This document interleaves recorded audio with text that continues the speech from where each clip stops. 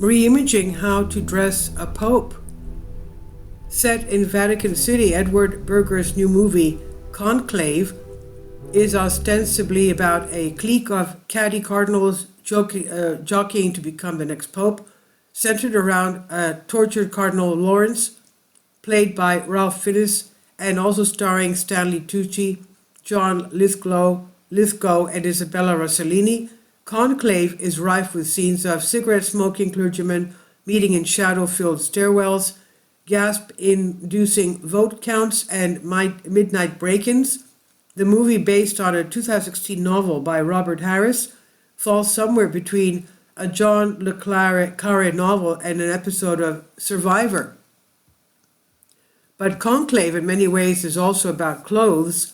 Mr. Berger's camera lingers on close-ups of the cardinal's gargantuan gold crucifixes, his ruby red robes, and his art teacher-like glasses. In one sequence, two holy men poke fun at the supersized scale of the former pope's vestments. Again, these are some catty clerics. Later, a crucial confrontation takes place in a cloakroom. It's one of little surprise that a film set in the Vatican would be so preoccupied with style. From their ritualistic robes to their footwear and statement socks, religious figures like priests, cardinals, and popes have always had a striking idiosyncratic fashion sense. And row after row of cardinals in identical crimson robes makes for a visually stunning film, but one that, as the Conclave costume designer Lizzie Crystal explains, was a challenge to design for. The fabric is horrible. On the genius Cossacks, Miss Christie said, "I don't want to be disrespectful," she added, but to her eyes, the drape of the genuine papal garb looks like a curtain. In rethinking the vestments for Conclave, she took some liberties. Reds are richer, accessories zestier, and cassocks have a couture shapeliness to them. The clothes in Conclave are gorgeous to behold, but perhaps would not entirely fool the pontifical Swiss guard. In a recent interview, Miss Crystal elaborated on how she updated these ritualistic garments, the hidden significance of each cardinal's hulking crucifix, and how she plucked inspiration from Balenciaga.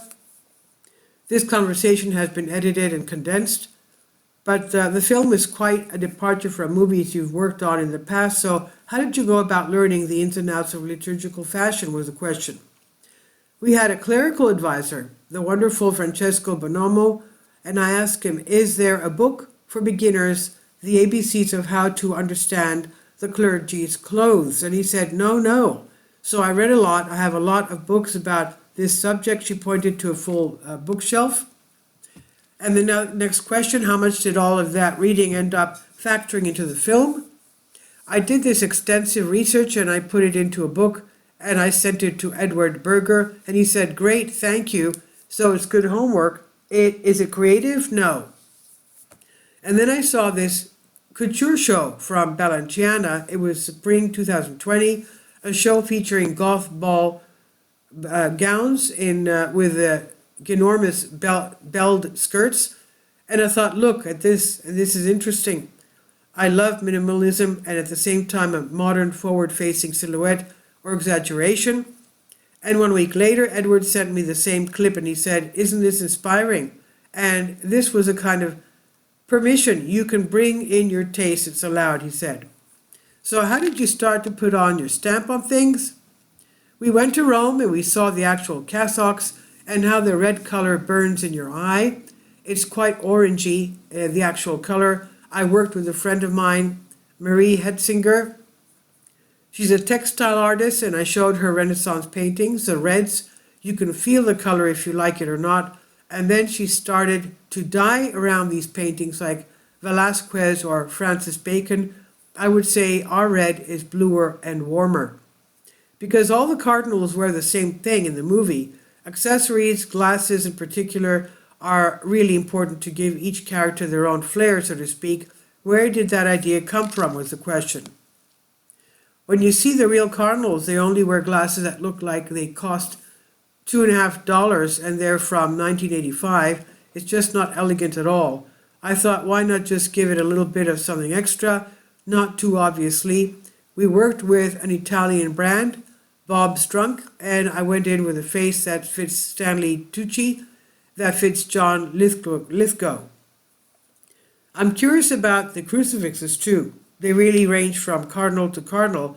What was the meaning behind them? Behind those is the question. With the crosses, cardinals show you are liberal, you are conservative. It's like with the presidential ties in the States. The golden ones are the conservatives and the silver ones are the liberals. There are also wooden ones, but on camera they look a little bit like a toy. My Italian supervisor introduced me to the goldsmith in Florence, Riccardo Penco. It was not cheap, but he made everything. He made all the crosses, he made the jewelry. He's 25 and his family works for the Archdiocese in Florence. And all this belongs to the making of this movie. You cannot do a movie like this in Albuquerque, New Mexico. You have to be there and then you understand the power of this crazy world. It's been long known that Gamarelli makes clothes for the real world Pope. Did you shop at that store for the film? Question. No, but I went there. This is part of my understanding of the whole business. I sourced fabric swatches there.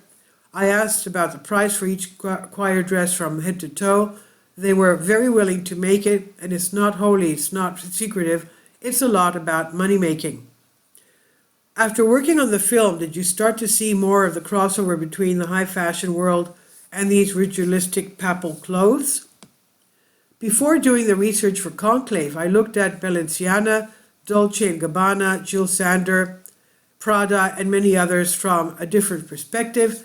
Now I can see the inspiration from the Roman Catholic Church all over the place. I think it's a clear structure. When you learn all about the orders and what they wear, it's so elegant. So has anyone from the Vatican reached out to you after seeing the film? No, but I got an email from a Jesuit in Baltimore. He said how much he loves the costumes and he wished the Curia would be dressed like this. And this is from New York Times on DNYUZ. Please leave your comments and thank you for your support. Support my Patreon account. The daily posts are 5 videos daily and they are totally different from what I have on my YouTube channel. Thank you so much for your support and that you find all my content so interesting. You'll find the Patreon account details in the description box below.